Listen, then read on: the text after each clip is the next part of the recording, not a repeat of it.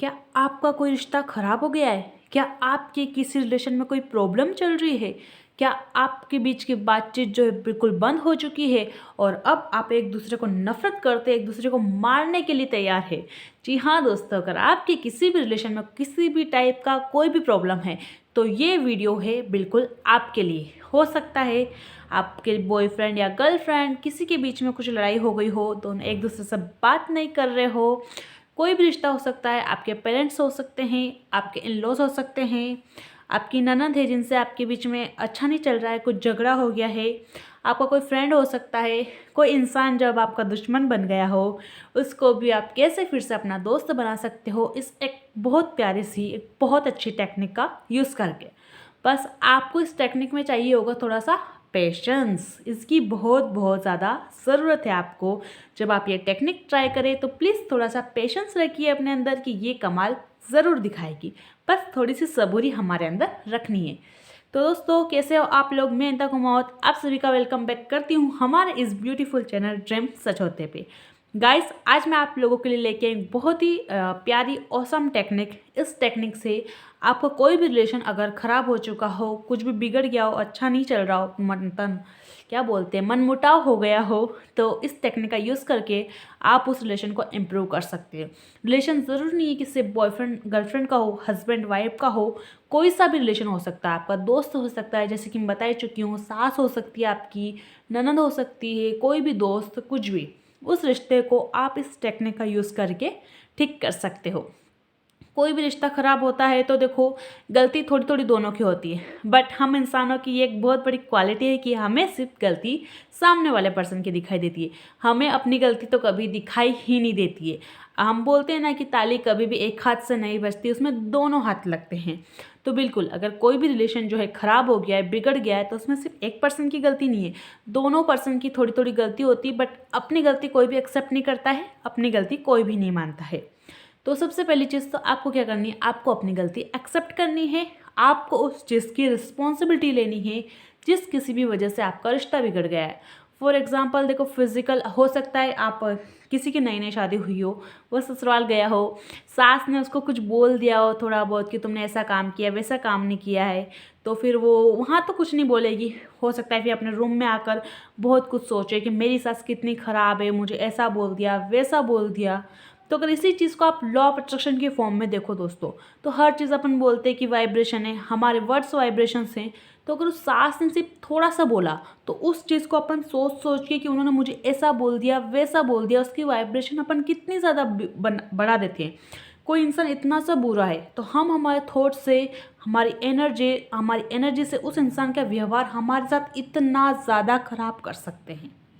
कोई इंसान आपके साथ थोड़ा बहुत बुरा है, बट उसके बुरेपन को बार बार सोच के, उसको गलत एनर्जी भेज के, गलत वाइब्रेशंस दे के हम उस रिश्ते को और ज़्यादा ख़राब कर सकते हैं। तो गलती दोनों तरफ से होती है। उनकी गलती कि उन्होंने ऐसा क्यों बोला, हमारी गलती कि अपन ने उस चीज़ को और बढ़ा दिया और चढ़ा दिया। तो हर रिलेशन दो फॉर्म में ख़राब हो सकता है। तो अगर आपका कोई भी रिलेशन जो है वो ख़राब हो गया है, कुछ भी मतलब प्रॉब्लम चल रही है दोनों के बीच में, तो सबसे पहले तो उसकी रिस्पॉन्सिबिलिटी लीजिए कि हाँ, ये जो भी हुआ ये मेरी वजह से हुआ है। और जब आप इस चीज़ को एक्सेप्ट कर लेते हो कि मेरी वजह से हुआ है, तब उस चीज़ को इम्प्रूव करने की जो जिम्मेदारी होती है वो अपन उठा लेते हैं कि अब मैंने ख़राब किया तो इम्प्रूव भी तो मुझे ही करना पड़ेगा। किसी भी बाइक वगैरह को मैं ख़राब कर देती हूँ, मैं कुछ प्रॉब्लम कर देती हूँ, तो फिर ये मेरी जिम्मेदारी बनती है कि उस चीज़ को मैं ही ठीक करूँ। तो सबसे पहले तो आपको रिस्पॉन्सिबिलिटी लेनी है। और इस टेक्निक को आप दो तरीके से ट्राई कर सकते हो। दोनों तरीके बहुत अच्छे हैं, आपको जो भी अच्छा लगे वो आप ट्राई कर सकते हो।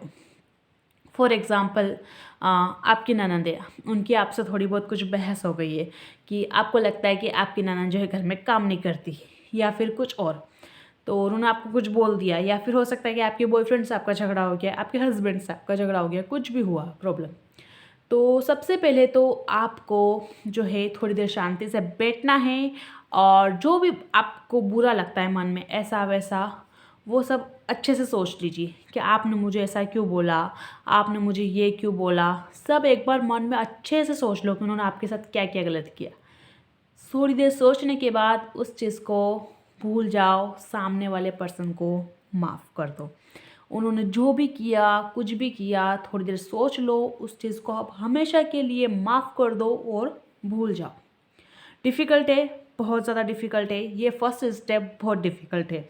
किसी इंसान ने आपके साथ बुरा किया है, बहुत बुरा किया है, और उसको माफ़ कर देना बहुत बड़ा काम है। सिर्फ कुछ ही लोग ये कर पाते हैं कि किसी ने आपके साथ गलत किया हो और आप उसके साथ बिना लड़े, उसको बिना सज़ा दिए आप उसे माफ़ कर दें। ये बहुत बड़ी बात होती है, बहुत अच्छे इंसानों का काम है। तो हमें ये फर्स्ट स्टेप बहुत डिफ़िकल्ट है, बट प्लीज़ ट्राई करना कि आप इसको फॉलो कर पाए। तो आपको फर्स्ट स्टेप करना है कि आप शांति से बैठ जाओ थोड़ा और सोच लो कि हाँ क्या क्या हुआ है, क्या कुछ नहीं हुआ, रिस्पॉन्सिबिलिटी लो। अब रिश्ता तो दोनों तरफ से ख़राब हुआ है, तो रिस्पॉन्सिबिलिटी लो कि हाँ मैंने ये किया। उसके बाद उस सामने वाले पर्सन को माफ़ कर दो जो भी उसने किया उसके लिए। उसके बाद अपने आप को भी माफ़ कर दो जो आपने किया। ये फर्स्ट स्टेप है, ये बहुत ज़्यादा ज़रूरी है। अगर आप अपने मन में उस पर्सन के लिए नेगेटिव विचार लेकर ही बैठे रहोगे कि उसने ऐसा किया, वो इतना बुरा है, तो बाहर से आप कितनी भी टेक्निक ट्राई कर दो, कुछ भी ट्राई कर दो, कोई असर नहीं होने वाला है। जब तक आपके मन की नेगेटिविटी ख़त्म नहीं होगी तब तक बाहर कुछ भी असर नहीं आएगा। तो सबसे पहले नेगेटिविटी कहाँ से हटानी है? अपने दिल से नेगेटिविटी को सबसे पहले हटाओ। उस पर्सन को माफ़ कर दो, खुद को माफ़ कर दो, जो भी हुआ उस सब चीज़ के लिए। अब आपको क्या करना है? सिंपली एक लव लेटर लिखना है। किसको लव लेटर लिखना है? उस पर्सन को लव लेटर लिखना है जिसके साथ आपका रिलेशन ख़राब हो चुका है। तो इस टेक्निक को आप दो तरीके से ट्राई कर सकते हो। या तो आप उस पर्सन को लव लेटर लिख सकते हो, या फिर आप इस तरह से स्क्रिप्टिंग कर सकते हो कि वो पर्सन आपको लव लेटर लिख कर भेज रहा है। तो मैं आपको दोनों तरीके एक्सप्लेन करूँगी। पहले मैं बता देती हूँ कि अगर अपन ये वाली स्क्रिप्टिंग कर रहे हैं कि मैं लव लेटर लिख रही हूँ सामने वाले पर्सन को, तब कैसे करेंगे? तो लव लेटर लिखना है, इसका ये मतलब नहीं कि आप एक लेटर लिख कर उनको दे के आओ कि लो ये लव लेटर। जी नहीं, हम यहाँ पे सिंपली स्क्रिप्टिंग करेंगे और उस लेटर को फिर अपन अपने पास ही रखेंगे, सामने वाले पर्सन को देकर नहीं आएंगे।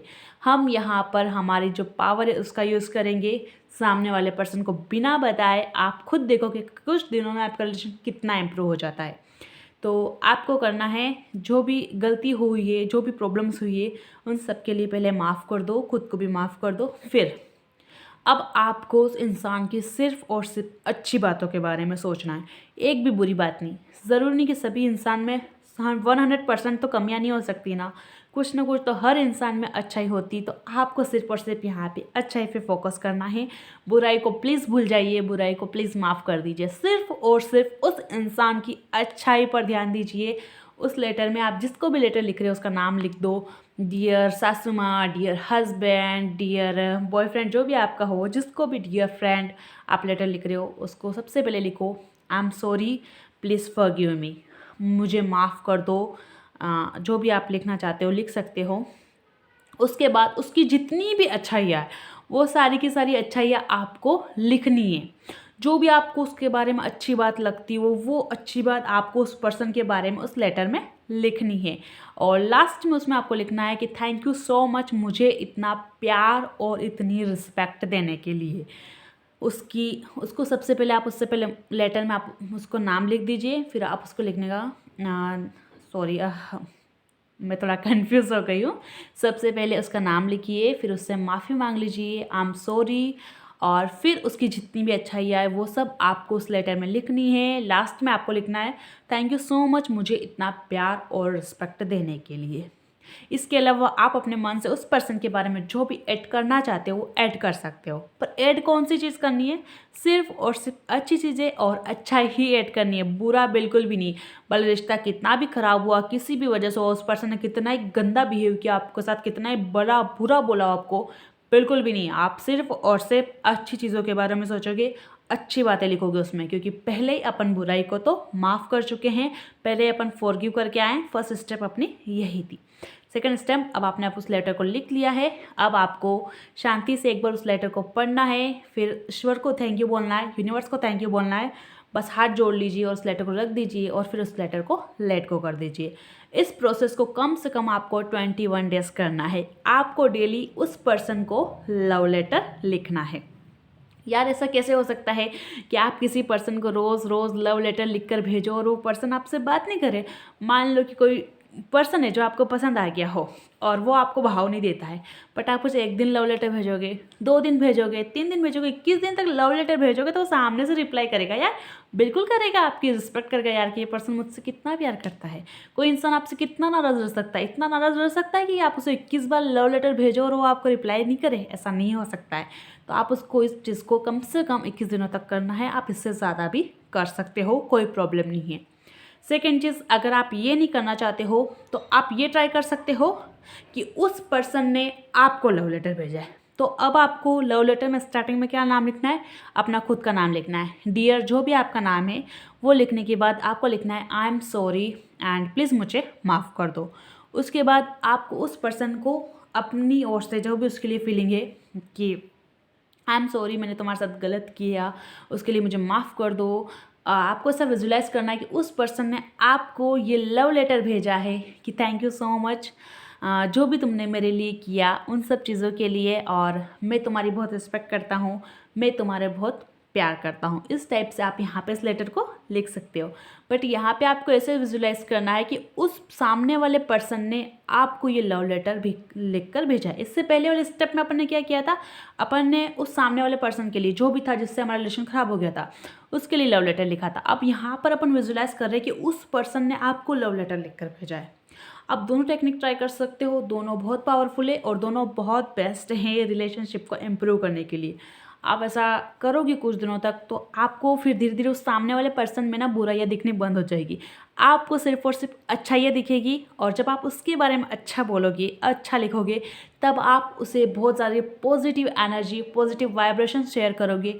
आप खुद दूसरों के बारे में जब अच्छा बोलोगे तो आपके आसपास का जो ऑरा है बहुत पॉजिटिव हो जाएगा, आप पॉजिटिव फील करोगे, आपको सब तरफ अच्छाइयाँ दिखने लग जाएगी, हर चीज़ में आपको अच्छाई दिखेगी और आपको बहुत अच्छा फील होगा। हम ज़रूर नहीं कि हम सिर्फ अपने बारे में पॉजिटिव बातें बोले, अगर आप दूसरों के बारे में भी पॉजिटिव बातें बोलते हो तो आप बहुत ही अच्छा फील करोगे, आपका जो ऑरा है वो क्लीन हो जाएगा, पॉजिटिव हो जाएगा और आप अपनी ओर सिर्फ और सिर्फ अच्छी चीज़ों को अट्रैक्ट करोगे।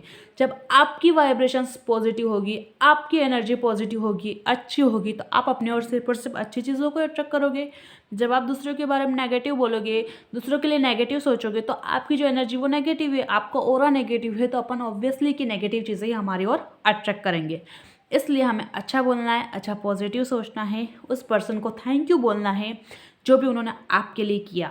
कम से कम 99% भी उस पर्सन में अगर बुराई है तो 1% तो अच्छाई होगी, उस 1% अच्छाई को पकड़िए और अपने रिलेशन को सुधारिए।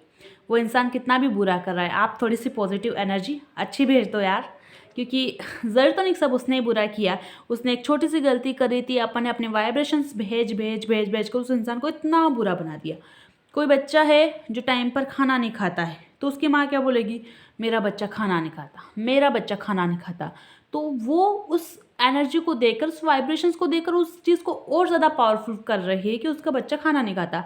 अब अगर उसका बच्चा एक टाइम भी खाना खाता होगा ना तो वो भी नहीं खाएगा। क्यों? क्योंकि उसने वही एनर्जी दी है, वही वाइब्रेशंस दी उसने कि मेरा बच्चा खाना नहीं खाता है, खाना नहीं खाता है। इसलिए अगर वो खाता होगा तो वो भी नहीं खाता होगा। तो कोई भी रिश्ता है, कोई भी रिलेशन है, एक तरफ से ख़राब नहीं होता है, उसमें दोनों की बराबर गलती होती है। बस हमें हमारी गलती को एक्सेप्ट करना है, उसकी रिस्पॉन्सिबिलिटी लेनी है, उसके बाद उस पर्सन की जितनी भी गलतियाँ उन सब चीज़ों को फॉरगिव कर देना है। अपने आप को माफ़ कर दो यार, अपने आप को माफ़ करो, अपने आप पे एहसान करो। सबसे बड़ी चीज़ है इंसान को अपने आप को माफ़ करना होता है। किसी को माफ़ करना बहुत बड़ी बात होती है और कुछ ही लोग ये चीज़ कर पाते हैं। तो अपने आप को बड़ा इंसान बनाइए और दूसरों को माफ़ कर दीजिए।